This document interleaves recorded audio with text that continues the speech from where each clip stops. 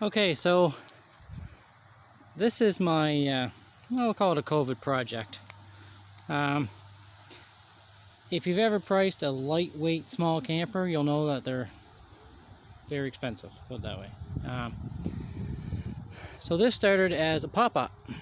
Now I paid, whatever I paid for it, doesn't matter. It's a 10-foot Coleman, and the 10 feet comes to there, to that seam, and then this is a storage area up front. So quite a few years ago, I was looking for small campers, and one of the things that popped up was these at some point, somewheres in the world, were available with rigid folding walls.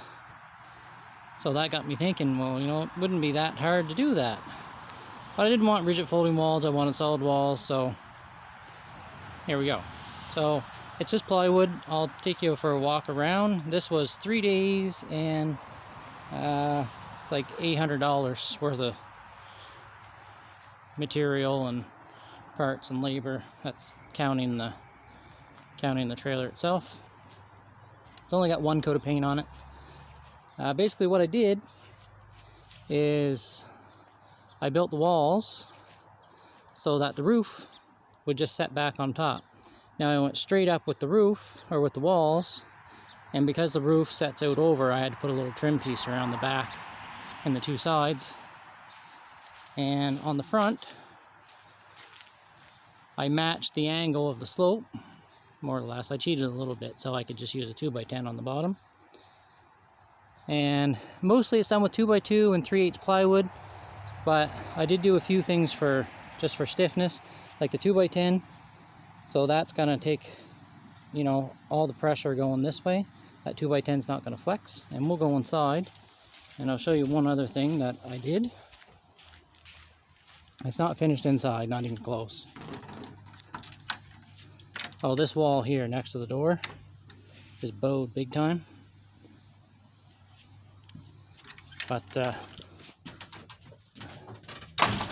once I tear this seat out, I'm going to put a 2x4 or 2x2 over here to straighten it. Now on the front, up top, I got two 2x4s up there. So that'll take a lot of weight this way and a lot of stress this way, along with that 2x10 down the bottom. It's kind of hard to get anything to frame in here. But basically what we have here is the queen bed. Now there's not enough room to slide the queen bed in and out anymore, obviously. And there's also not enough room, and that goes back. There's also not enough room to hinge it up. So what I've done underneath this here is the double bed frame and bed. So what I'm planning on doing is from the end wall back, I'm going to build a rigid spot. So the queen sets on top of this bed frame and the little shelf I'm going to build, and then it'll just bend when I fold it up, because this is going to fold up and lock in about there somewheres. Underneath here is the sink and furnace, which is coming out. Over on this end, I'm going to put a countertop across with the sink and the stove and the furnace. Oh, there's a stove underneath the bed too. And this here is going to move out. So I'll be able to plug in, and I'll have that outlet and the few outlets that are in the bottom working. Plus that will charge my 12-volt battery that I had to buy and put on the front for the furnace. But I'm not going to run any lights off that. All lighting is ran off of this little unit, which is well, that box is Smart Power. There's about 5 different names I found it under. It was $65 off of Amazon, and it included 3 LED lights, which I'm going to hardwire in. And supposedly this little thing will charge a cell phone 5 or 6 times. It will run all 3 lights for 14 hours, 2 lights for 20 hours, or 1 light for 40 hours. And that flashlight on the front, that little panel right there, on low it'll run 32 hours and 64 on high.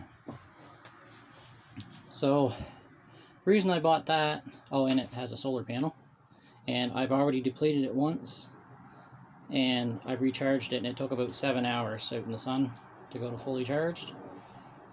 I have another solar panel and charger and everything, so that will maintain my regular 12-volt batteries. This little thing should, with only, you know, obviously I'll have to bring propane, but other than that, it should be pretty energy conscious. The solar panel should maintain it enough to never have to plug it in, but we'll see. Anyway, that's pretty much it for now. I used the original door. You can see that wall is bowed. What's happened is right here was pushed out because it's just an old wore out camper. But once I remove this, oh, this is 2 benches. Those 2 benches, the wheel well is right here. I'm going to have 1 bench here and 1 bench over there. So when the bed's folded up, I got 2 benches, and they'll just fold down on top of the benches. So anyway, that's it for now.